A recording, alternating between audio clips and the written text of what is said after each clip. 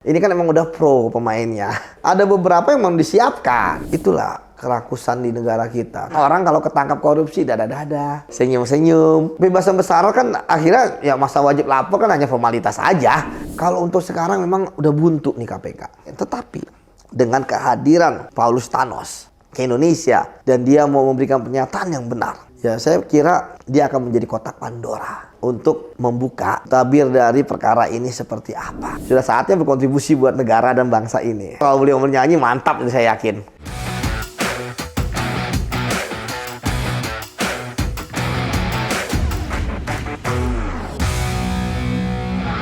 Selamat datang di channel Abraham Samad Speak Up.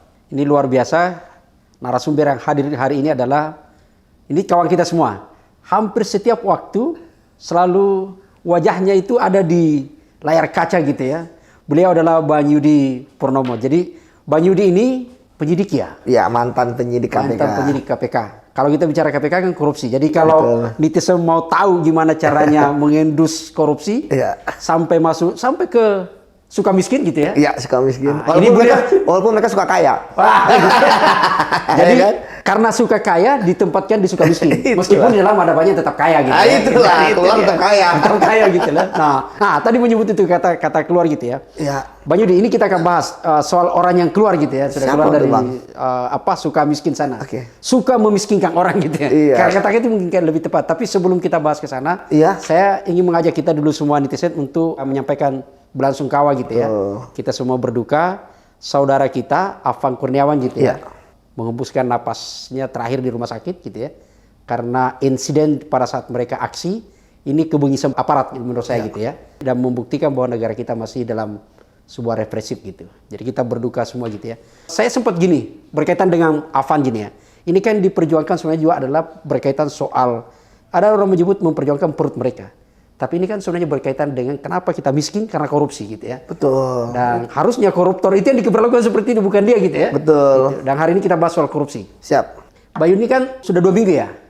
Ada satu mantan narapidana. Jadi kita menyebut narapidana koruptor gitu. Iya. Kelas kakap gitu loh. Ya. Gitu. Haus. Super mega korupsi dulu gitu ya. Kalau kita ingat di tahun 2017 ini adalah ratingnya itu yang paling tertinggi, nomor 1 gitu. Iya, kalau sekarang kan Noel kan? Noel gitu. Iya, Nah, sekarang dulu beliau. Dulu beliau. Iya. Jadi seorang ketua DPR. Iya. Politisi, ketua partai pula gitu ya. Partai Golkar pada saat itu Setia Novanto gitu. Sorotan media pasti. Sekarang itu sudah menghirup udara segar. Betul. Sudah bebas gitu ya. Karena ada privilege kemudian mereka mendapatkan dari PB. lapas gitu ya, PB gitu ya. Jadi bebas bersyarat gitu kan. Betul. Gitu.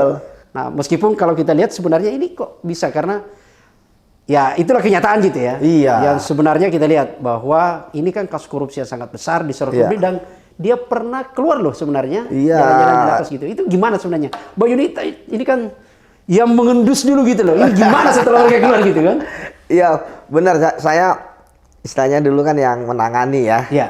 Perkara IKTP bersama dengan Satgas saya. Termasuk ada Pak Novel Baswedan juga di situ sebagai Kasatgas saya, kepala Satgas.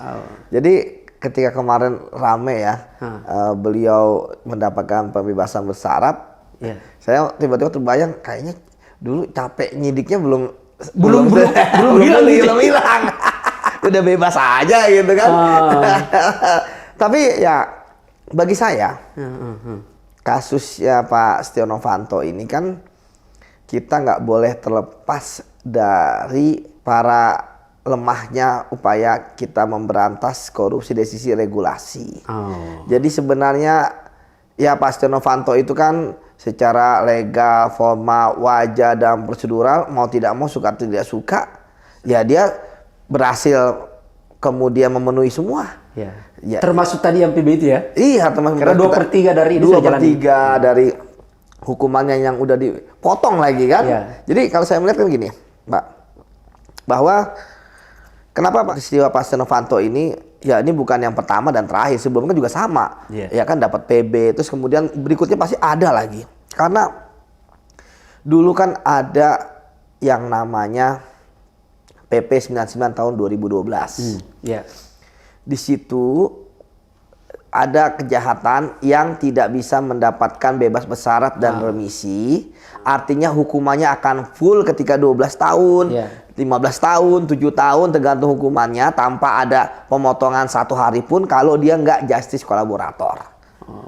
Dia dikecualikan dalam persyarat itu. Dikecualikan, ya kan, selain korupsi kan ada teroris dan narkoba. Nah, itulah yang menjadi momok bagi para pelaku korupsi.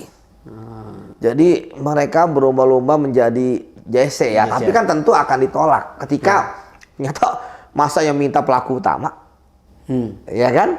Kalau pelaku utama ya nggak mungkin. Ya. Yang kedua, masa minta JC tapi tidak mau membuka kasus korupsi yang lain, yang lebih besar. Padahal itu disebut JC karena dia mau membuka gitu. Iya, makanya dia JC kolaborator. Ya kan, kalau cuma kooperatif ngapain? Emang harus kooperatif. Harus gitu. Iya. Jadi ketika itu akhirnya dicabut, ya karena ada yang gugat, ya kan, GR ya kalau ke MA atau pokoknya dicabut lah, akhirnya tidak berlaku. Walaupun yang mencabut hanya yang menggugat hanya beberapa orang, tapi berlaku untuk semuanya. Emang luar biasa itu. Dampaknya luar biasa. Akhirnya mau JC, mau nggak JC, akhirnya dapat bebas bersyarat dan remisi dengan syarat-syarat yang ya udahlah, syarat-syaratnya pasti. Ini kan udah memenuhi standar kalau dari Kementerian IMIPAS gitu kan, udah sesuai, ada pasti itu kan. Remisi, ya kita tahu remisi, kerja bakti remisi, ikut kegiatan-kegiatan remisi, bagi-bagi buku misalnya remisi, semua bisa remisi kan ya. Ya kan itu menurut saya kan cuma hanya normatif aja gitu ya. Nah, itu yang kedua Bang. Jadi itu tadi. Akhirnya koruptor ketika PP 99 dihapus, koruptor itu ngitung hukumannya bukan dari vonis hakim, tetapi dari 2/3-nya. Karena Bang, paham. Jadi ketika dia dihukum 6 tahun, dia ngitungnya 4 tahun. 4 tahun kan? Karena berarti bisa. Karena plus Bang, remisi lagi pula kan? Plus remisi lagi. Karena Bang, ya nggak mungkin ada koruptor berkelakuan buruk seperti penjahat-penjahat yang lain, misalnya berkelahi, ya kan? Kalau misalnya keluar kan udah ada izin ya, itu kalau ketahuan sama media ya itu sial aja gitu kan. Itu yang pertama. Seperti Setia Novanto kan pernah keluar tuh. Iya pernah keluar, tapi kan dianggap masih berkembang, dia bisa dapat TB kan? Berarti kan itu nggak dianggap masalah serius bagi kementerian, bagi ini ya Dijenpas kan? Ya. Kemudian yang kedua Bang, ya setelah tadi yang kedua terkait dengan koruptor kan nggak miskin. Koruptor itu hanya mengembalikan uang yang diperoleh oleh dia sebagai uang pengganti. Jadi kalau dia korupsinya 7 miliar ya 7 miliar aja walaupun 50 triliun. Ya kayak Pak Setia Novanto kan kemarin dia hanya dianggap menikmati sekitar 40-an miliar lah dan udah dikembalikan. Ya dari kan? 2,3 triliun. Kalau 2,3 triliun kerugian negara. Kerugian negara, ya. Jadi kita belum nyampe ke situ. Hukum kita tuh makanya belum ada pemiskinan. Jadi koruptor itu ya hanya mengembalikan apa yang mereka terima, ya sama aja dong. Ya kan mereka akhirnya untung-untungan kan ketangkep. Ya begitu. Itu pun kalau penyidik berhasil menemukan 40 miliar itu gitu kan. Kalau enggak kan? Iya. Misalnya tadi faktanya 60M, nanti cuma buktikan 20M. Masih untung dia kan? Penjahat apalagi yang ketiga? Ya diskon para hakim tindak pidana korupsi kan, ya kan kayak Pak Setia Novanto kan dapat diskon dari 15 tahun jadi 12,5 tahun kan, diskon dari PK, ya kan, jadi ya ini kan juga terjadi di tempat lain bahwa hakim tipikor itu masih belum mengerti ya, sama orang-orang yang sering memberi diskon bahwa mereka itu adalah hakim pemberantasan korupsi baik karir maupun ad hoc. Jadi sistem yang seperti ini Bang, itu yang menyebabkan orang kalau ketangkap korupsi dada-dada, senyum-senyum, ya kan? Dia sudah membayangkan wah yang didapat cuma sekian. Iya, dan kemudian Bang, yang paling menarik adalah kan ada beberapa tuh yang ternyata pendukungnya masih banyak, terus tetap kaya. Bahkan ketika kemudian ikut pemilihan menang lagi kan? Iya. Dan buktinya ada beberapa di parlemen tuh. Iya, makanya itulah. Dan ada yang pejabat lagi. Dan juga di Indonesia, terakhir yang keempat, korupsi dianggap sebagai kejahatan luar biasa. Berarti kalau gitu, hukuman tambahan kita harusnya diperkuat. Iya, tadi aku bilang, korupsi juga disebut kejahatan luar biasa. Tapi pelakuannya biasa aja.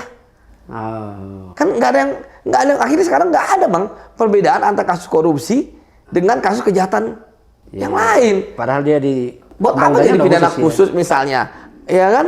Ya, jadi kembali lagi bahwa ya kalau kita bicara mengenai case to case ya Pak Setia Novanto ya ya dia tentu dia sudah memenuhi semua prosedurnya. Ya kan PK, PK-nya dapat dipotong gitu, 12,5. Kan kemudian pembebasan bersyarat dia diamini bisa. Pada saat ini setiap hari raya dia dapat remisi. Iya, gitu kan? dapat remisi. Kemudian dia bayar semua. Iya. Ya kan, tanpa tendeng aling-aling. Bayar ya kan? Lepaslah dia. Tapi walaupun dia kalau nggak salah kan hukumannya kan yang pencabutan hak politik kan maksimal 5 tahun. Ini kan 5 tahun dipotong jadi 2,5 kalau tidak salah. Artinya ya nggak ada yang bisa kita lakukan untuk perkaranya Pak Setia Novanto. Nah, tetapi kan menurut saya inilah yang harusnya dievaluasi dong. Ya saya paham bahwa para pelaku korupsi ini adalah orang yang dekat dengan pemerintah karena kan mereka adalah dan DPR karena juga. Pelakunya kan pasti dari pemerintah. Iya, misalnya pasti pemerintah, politisi. Iya kan? Orang yang punya kekuasaan. Begitu, ya. Betul Bang. Orang punya kekuasaan, orang punya jaringan, orang punya kewenangan. Jadi menurut saya kalau emang serius negara ini mau berantas korupsi tadi harus ada limitasi ya terkait dengan hukuman para koruptor supaya mereka tidak mendapatkan pembebasan bersyarat secara mudah. Ya kan? Tapi saya kembali dulu tadi tuh. Ya, kembali. Soal pernyataannya itu bahwa ibarat kalau kita ini capeknya itu belum selesai loh. Iya. Gitu ya. Ini kan agak menarik tuh. Iya. Saya tiba-tiba teringat tuh ada banyak drama waktu Setia Novanto di proses itu kan. Iya. Ada tabrak tiang lah apa ini semua kan dengan nilai tadi itu kan belum keringat. Mulai menyebut banyak teman-temannya. Lebih ini sekaligus dijawab mungkin. Tadi kan menyebut misalnya kerugian negara kan 2,3 triliun. Iya. Dari alokasi anggaran pada saat itu di APBN pengadaan IKTP kan. Ini kan kasus IKTP kan. Iya. 5,9 berarti kan 50%. Betul. Total dari budget itu di up untuk dikorup gitu kan. Cuma 40 miliar. Berarti banyak kawan dia nih kan gitu. Iya. Pada saat penyidikan gimana sih prosesnya gitu? Iya. Drama-dramanya tuh gitu. Sampai ada video ke rumah sakit lagi. Iya, saya ingat tuh saya ada video saya datang ke rumah sakit. Wah, ternyata wartawan sudah banyak berkumpul gitu kan. Dan mereka kenal saya penyidik KPK jadi buntutin saya kemana pun saya pergi. Di rumah sakit itu ngapain? Ya, mungkin sebelum ngomong itu kita ngomong sebelumnya ini kan. Ya Pak Setia Novanto itu kan pernah kita tetapkan tersangka, kemudian dia praper menang. Oh iya. Kemudian kita tetapin lagi sebagai tersangka. Kemudian kita geledah rumah beliau, ternyata nggak ketemu, ya kan?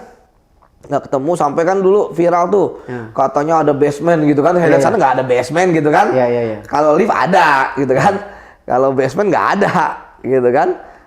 Di rumahnya itu kan? Iya, rumahnya itu gitu kan. Setelah itu rumahnya kan di Wijaya sana ya.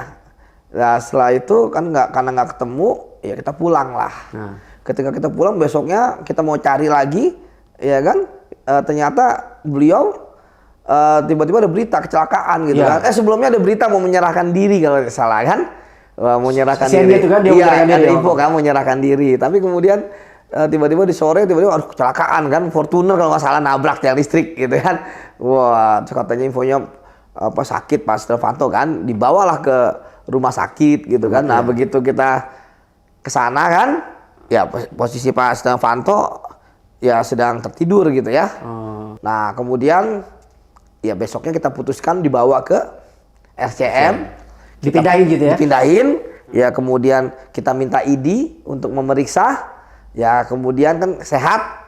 Minggunya kalau tidak salah minggu ya Pak. Itu keluar hasilnya sehat. Nah kita bawa ke KPK untuk dilakukan penahanan. Jadi itu dramanya dasar betul, kita sampai nggak tidur apapun itu tidur ayam gitu kan, karena mencarinya kan susah gitu. Apalagi sebelumnya kan sempat dirawat juga, viral juga Bang Pak Setia Novanto ini saya akui beliau itu jago strategi dan viral luar biasa. Media itu waktu itu benar-benar apapun Pak Setia Novanto. Jadi gitu saat itu tidak ada itikat dari Pak Setia untuk GC kan, dia tidak pernah ada. Awalnya enggak, tapi kan habis itu ada dia minta JC ya, tapi kan ya JC-nya kan akhirnya nggak diterima karena kan bukti-bukti terkait JC kan nggak ada gitu kan. Nah ya memang kasus IKTP ini panjang, jadi bukan Pak Setia Novanto aja ya. Jadi kasus IKTP ini adalah kasus korupsi yang menurut saya hampir setara dengan Senturi yang pernah saya tangani. Karena memang kasus korupsi ini sudah direncanakan dikorup dari sebelum ada perencanaan dan anggaran. 6 triliun kan? 6,7. Ini 5,9 kan? Total loss itu. Total loss ya. Ya. Tapi kalau IKTP kan dia benar-benar murni bahwa ini udah direncanakan dikorupsi dari awal proyek ini. Mulai dari proses penganggaran Iya, apa model semua gitu ya. bahkan sebelum penganggaran tuh udah perencanaan tuh udah tim Fatmawati. Udah dikumpulkan tuh orang tim teknis, ya kan? Iya, iya. Udah dikumpulkan juga yang lain gitu ya. Jadi korupsi yang direncanakan. Betul, korupsi yang direncanakan. Tapi gitu. sorry Bang Yudi, kan korupsi memang harus direncanakan, Pak. Ya, tapi kan kalau maksudnya direncanakan kan mencuri sebenarnya. betul, tapi kan direncanakan ini kan bukan sistemik gitu ya. Sistemik, di DPR juga. Ini kan sempurna nih melibatkan DPR. Kan udah beberapa DPR yang udah tersangka kan. Iya, iya. Kemudian panitia perencana, ya kan? Struktur yang ada di itu ada direktur kena, dirjen kena. Oh ya, di kementerian itu kan, Kementerian kemudian tim teknisnya, ya kan? Kemudian para pemenang lelang. Ini kan yang menang konsorsium PNRI kan? Iya. Ya, konsorsium PNRI, kemudian ada apa lagi nama itu? Dia kan ada beberapa ya, PNRI sendiri, Sandi Pala, Sukovindo, kemudian LEN, ya kan? Ada 5 lah, saya lupa satu lagi. Oh ya, uang ini kan ngalir ke situ. Ketika dihitung ya oleh ahli dari BPK, itu didapatkan 2,2 triliun harusnya. Harusnya kita cuma 3 triliun aja bayarnya gitu kan. 3,5 atau 3,3 gitu. Dari pengadaan itu harusnya. Dari pengadaan itu. Bukan 5,9 gitu. Bukan 5, kalau nggak salah 5,9 nilainya, tapi yang kebayar 5,7 atau 5, berapa lah. Kan nggak kepake semua kan? Iya. Kan Ada dari realisasi itu cuma 87%. Iya, gitu. Betul. Biasalah dari APBN gitu. Iya, APBN kan. Tidak 100%. Betul, 100%. Tapi kan dari yang keserap aja, sedasar itu kan 2,2 triliun itu kalau kita beli kerupuk dapat berapa gitu kan. Wow. Dan kasus ini kan masih berjalan ya. Apalagi ini kan juga tambah lagi kan ada satu tersangka yang di luar negeri yang udah ditahan oleh pihak Singapura, tetapi kan dia melakukan perlawanan hukum, jadi dia belum bisa diekstradisi. Ini juga menarik nih, pertama kali dalam sejarah. Sampai sekarang kan itu sampai ya? sekarang belum bisa, karena dia melakukan perlawanan hukum. Ini kan menarik karena pertama kali dalam sejarah, ya kan, kita kan udah bikin perjanjian ekstradisi Singapura sama Indonesia. Nah kalau ini jadi Paulus Thanos, ya kan, nah itu kemudian. Jadi tersangka satu dari kasus ini masih di Singapura sekarang berdiam? Masih. Nah, kita harap tapi dia nggak mau sukarela. Saya nggak paham bagaimana dia tetap bersekuku ya. Padahal kalau dia kemarin kan udah banyak tersangka IKTP yang bebas. Iya. Termasuk Setia Novanto kan sudah bebas. Novanto udah bebas gitu kan. Dia karena jabatan paling tinggi IKTP itu kan Setia Novanto. Iya. Ketua DPR. Iya kan. Kalau yang lainnya kayak yang ketua Palu APBN gitu ya. Iya, kayak yang lain kan kayak Andi Narogong, ya kan, itu kan istilahnya udah swasta gitu kan. Banyak kok. Saya nggak tahu yang. Artinya Bang Yudi menyebut bahwa keluarnya Setia Novanto sekarang ini bukan berarti seharusnya kasus IKTP berhenti gitu. Betul. Gitu ya. Betul, ini justru harusnya jadi pemicu. Tapi kayak lagi kasus IKTP ini salah satu yang unik adalah dia itu tidak banyak data-data tertulis seperti pengadaan barang jasa lainnya, dokumen. Mereka tuh banyak ke pertemuan-pertemuan tertutup. Di antara mereka aja. Ada pertemuan di restoran, ada pertemuan di kantor, termasuk tadi ada Ruko Fatmawati, ya kan, termasuk tadi memilih-milih barang tuh udah jelas yang mana. Dan yang tahu semua pertemuan ini kan yang sekarang yang tersangka juga itu yang di Singapura kan gitu. Itu salah satunya dia, karena dia dari awal kan. Iya. Nah termasuk juga, tapi kan ada meninggalnya Johannes Marlim di Amerika, karena kan dia juga tahu banyak. Itu meninggal biasa tuh. Nah, yang Johannes itu. Ya itulah makanya kan. Pas mau dijemput itu kan? Iya, ya infonya kan ini meninggalnya kan bunuh diri ya, tapi ya kita percaya sajalah gitu ya.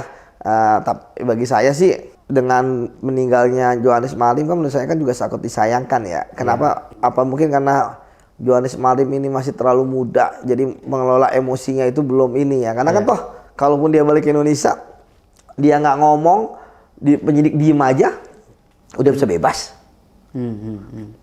Ketakutan apa gitu terhadap dia ya. Artinya kan kayak yang lain aja kan udah bebas, kan udah banyak tuh, Pak Sugiharto udah bebas, Pak Irman sudah bebas, ya kan? Ya, Pak Irman sudah pangkat sudah ini. Mas Irvanto udah bebas, ya kan? Jadi akhirnya kan dia meninggalkan anak istri. Meskipun banyak yang disebut di BAP kan belum keluar, belum sempat di ini gitu. Iya, karena memang IKTP tadi saya katakan Bang, walaupun ada satu tapi orang. bukan gara-gara itu sampai keluar TWK kan? Ya, kita nggak tahu juga kan. TWK juga sama di ruang gelap. Ya, kita nggak tahu siapa yang ini kan, yang nyingkirin kita kan. Iya. Kalau tangannya Firly. Iya. Ya, tapi kan siapa yang mendongkring Firly kan banyak juga pasti kan? Saya pertanyakan itu sengaja karena gini, kita mendapatkan informasi bahwa ternyata di balik kasus iktp ini kan banyak tekanan tuh, gitu kan? Nah, mungkin Bayu bisa klarifikasi tekanan apa yang seperti dialami pada saat proses penyidikan gitu ya. Tapi ada yang menarik kan pernyataan dari Pak Agus Raharjo kan, mantan pimpinan nih gitu ya. Iya, saya juga dengar tuh waktu dia di Rossi di Rossi gitu kan. Itu kan dipanggil ke istana dan katanya diminta untuk menghentikan penyidikan. Kalau ini kan kita baca dia bisa OC kan gitu, merintangi, menghalang-halangi apa semua kan ini Jokowi kan di situ yang. Tapi mohon maaf, memang saya harus bicara jujur, saya nggak mengalami itu gitu. Bebas aja di penyidik. Bebas aja di penyidik. Ya Pak Agus tidak pernah. Pak Agus memang membebaskan saja gitu. Ya Pak Agus tidak pernah menyampaikan. Saya kaget juga waktu Pak Agus ngomong, ada seperti itu ya. Tapi kami nggak pernah merasakan. Makanya kan dilihat. Saya ada aksi saya dan teman-teman di rumahnya Pak Setia Novanto geledah. Ada aksi saya ketika ke rumah sakit, ya kan? Rumah sakit Permata Hijau. Ada di RSCM. Terus kita bawa ke ini kan. Nggak ada itu. Terus rapat-rapat pun 5 pimpinan itu ya.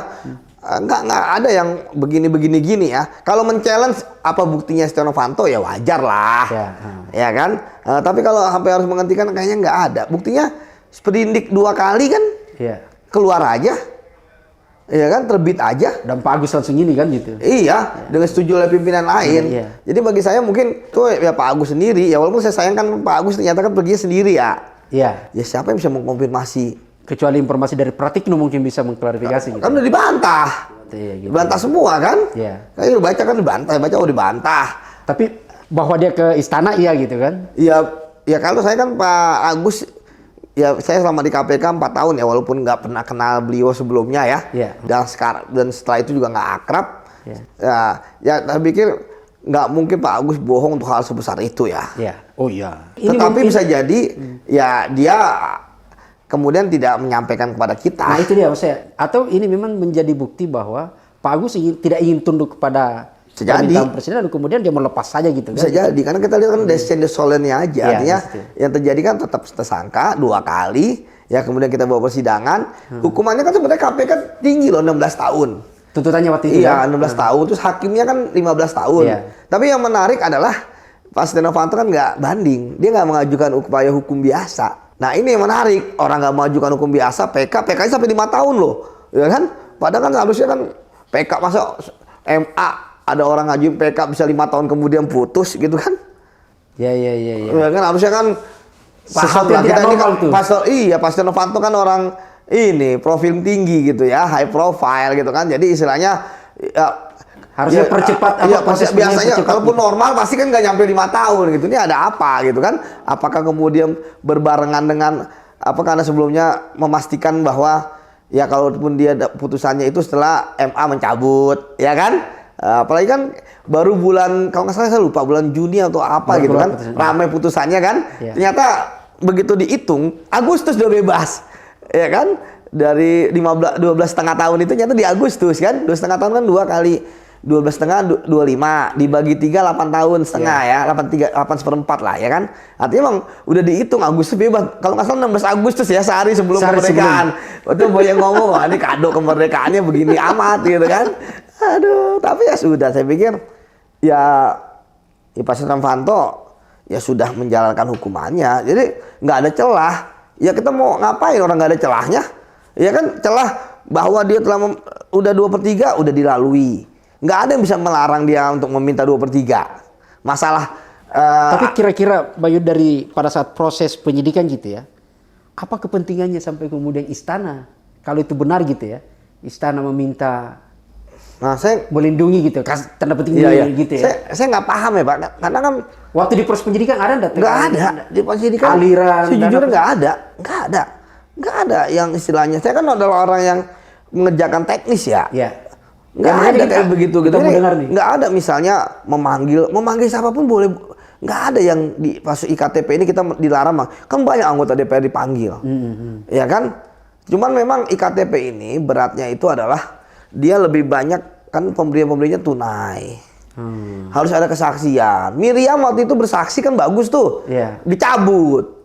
Pada saat dipersidangan dicabut tuh. Iya, makanya kita memberikan dia tersangka memberikan keterangan tidak benar, ya kan? Kalau nggak salah pasal 22 lah, memberikan keterangan yang tidak benar. Jadi memang IKTP ini kan ya, ada di ini ditersangkakan karena keterangan bohong, dan ada juga kan yang menghalang-halangi itu, misalnya Markus Nari. Iya, pasal 21 ya. Makanya iya betul. Oh, Abang ikuti juga ya. Jadi ya sama kayak gitu. Jadi ya, tapi kan sekali lagi ya karena mereka pasang badan agak berat nih kayak ke yang lain. Kan tadi saya katakan pemberiannya kan tunai. Jadi ketika kita periksa yang lain, Bapak terima duit nggak? Enggak, ya kan? Kita juga hanya satu alat bukti, yaitu keterangan ini, gitu-gitu cabut lagi. Iya. Ya kan? Nah, ini menarik, Bang, bahwa ketika saya waktu diwawancara salah satu media terkait dengan Paulus Thanos, saya katakan bahwa kalau untuk sekarang memang udah buntu nih KPK.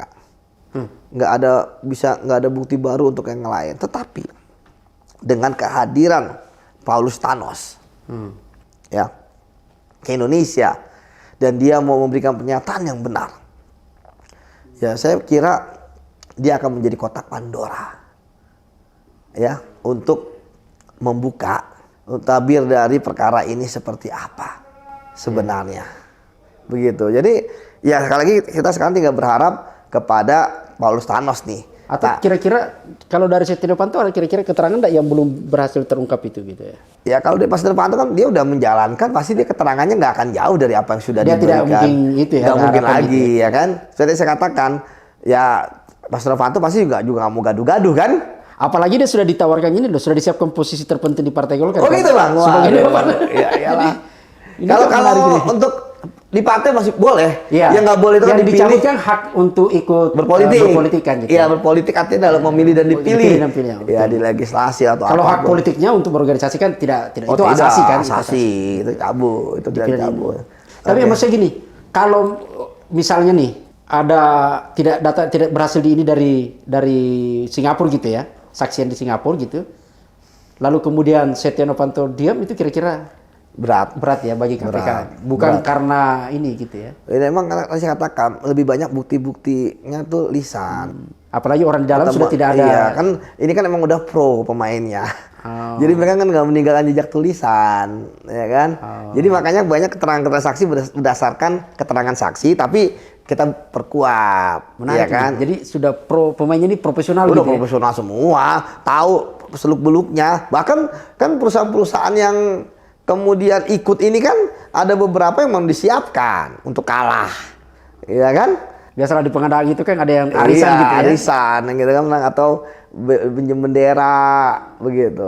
Jadi ya saya pikir siapa yang bertanggung jawab ya itu harus dimintai gitu kan, bertanggungjawaban terkait dengan pidananya, baik ketika dia menerima uang atau kemudian dia melakukan perbuatan-perbuatan melawan hukum. Ini kan kerugian negaranya real ya, 2,2 triliun. Iya, 2,3. 2,3 triliun lah sekitar segitu, dan ini ada yang real gitu sih Bang. Jadi ya sekali lagi kasus IKTP ini sebenarnya kasus yang tentu harusnya berlanjut ya. Karena kan dan kasus ini bagi saya adalah kasus yang sempurna bagi para akademisi. Ya kan, untuk belajar. Karena kan tadi saya katakan kasus ini kan dimulai dari adanya Ruko Fatmawati, ya kan, kemudian lanjut di penganggaran juga ada kan, dulu kan kalau nggak salah ada perdebatan penganggaran ini dari luar negeri atau dari APBN. Akhirnya putusannya kan APBN kan. Gitu. Terus kemudian sebelumnya ada uji petik, ya kan, di beberapa tempat. Ya itu uji petik itu kan juga menarik, ya kan. Bahwa ketika ada uji petik, jadi orang tahu, wah pasti kan nggak mungkin uji petik itu gagal selesai kan, pasti kan uji petik itu awalan untuk nanti ada proyek ini kan. Dan proyek ini kan juga tentu ya kita harapkan bahwa sebenarnya kan dulu sebagai idealnya, ya kan idealnya KTP kita kan, wah bagus banget ya, ada mencantum banyak identitas kita ya, apapun masuk situ gitu ya, kita diklik keluar Yudi semua. Kecuali yang dikecualikan itu adalah rekam medis kita. Rekam medis. Kalau misalkan tahu kita misalnya apa golongan darah, kemudian apapun itu ya, terus mungkin kalau SIM bisa dimasukkan kepada ini tilang kita gitu kan. Jadi sebenarnya canggih kayak di Singapura gitu kan. Tapi apa daya? Ternyata dikorup. Ya misalnya kayak lapisan aja kan, lupa lapisannya harusnya berapa jadi berapa. Itu ngelihatnya itu ada profesor yang bisa ahli yang bisa ngelihat itu pakai mikroskop dia. Jadi KTP itu kan berlapis-lapis. Itu dengan itu baru tahu ternyata lapisannya nggak sesuai dengan spek, kurang. Oh. Kan memang kalau kita lihat kan dari alokasi anggarannya itu kan tadi saya sebut tuh. Dari 5,9 kan kerugian negara 2,3. Ini kan luar biasa, hampir 50% kan sebenarnya. Itulah kerakusan di negara kita. Tapi begini, saya selalu menyampaikan kalau saya ngisi sosialisasi. Bahwa sebenarnya korupsi di Indonesia itu banyak betul. Tapi kenapa yang terungkap sedikit? Yang terungkap sedikit salah satunya karena rakus, greed. Misalnya Bukan need ya, bukan need, tapi greed. Misalnya korupsi jalan. Ya kan korupsi sampai 40%, jalan yang harusnya 8 cm cuma 2 cm, hancur kena aspal, kena air. Nah ini kan itu apa proyek fiktif, ya kan? Apa SPPD-nya fiktif. Ya nggak bikin perjalanan dinas tapi nggak jalan. Itu kan rakus menurut saya. Ya kan? Pokoknya kalau udah mulai rakus orang, mungkin Tuhan juga marah gitu kan? Iya. Bisa bansos dipotong 10.000 per ini kan? Kayak kemarin kasus P3 TKI buruh mau kerja. K3 gitu ya? Iya 275.000 bayarnya harusnya jadi 6 juta gitu kan? Itu kan udah rakus bener, makanya ketahuan. Jadi walaupun korupsi itu bertahun-tahun nggak ketahuan, tapi pasti akan ketahuan suatu saat nanti. Dan kemudian itu yang pertama. Kemudian yang kedua, ya pasti kejahatan akan meninggalkan jejak. Sama ketahuannya dari arah mana kita nggak pernah tahu. Itulah jalannya Tuhan. Terkadang ada koruptor mampu untuk memanipulasikan laporan keuangan, mampu untuk menjaga supaya dia dianggap orang bersih, supaya dia nggak kelihatan korup, dia membuat layering penerimaan dia. Tetapi kemudian pada kenyataannya, ya dia ketahuannya di mana? Dari anaknya yang flexing, Jadi dari istrinya selalu ada jalan. Istrinya yang kemudian jalan-jalan luar negeri, foto-foto, pasti selalu ada yang kayak gitu-gitu. Saya masih butuh penegasan itu di soal ini, Pak Banyudi. Soal ini pengakuan dari Pak Agus Raharjo gitu ya. Ya. Itu saya masih butuh penegasan. Apakah itu memang betul tidak ada dalam kalau seandainya itu ada kan harusnya dia bisa di. Kalau ada kan pasti ya kalau misalnya gini. Kenapa mestinya begini? Kenapa KPK tidak memanggil Pak Agus gitu loh? Nah nggak tahu juga mungkin. Apa itu tapi mungkin kan? Ya KPK harusnya sih. Inisiatif itu. Ya.